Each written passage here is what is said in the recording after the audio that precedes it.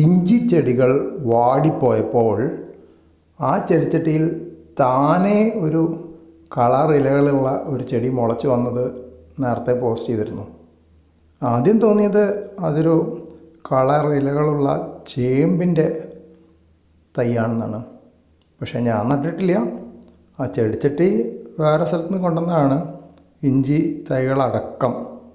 അപ്പോൾ അവിടുന്ന് മണ്ണ് നിറച്ചപ്പോൾ എങ്ങനെയോ വേറൊരു ചെടിയുടെ വിത്ത് അതിൽ പെട്ടതായിരിക്കുന്നതാണ് ഞാൻ കരുതുന്നത്.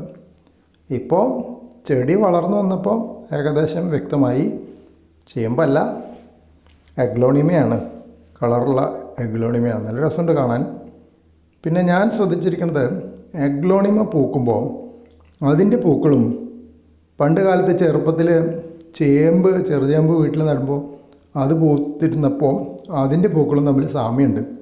അപ്പോൾ എനിക്ക് തോന്നുന്നത് ഇത് രണ്ടും ഒരു സസ്യകുടുംബത്തിൽപ്പെട്ട ചെടികളാണെന്നാണ്.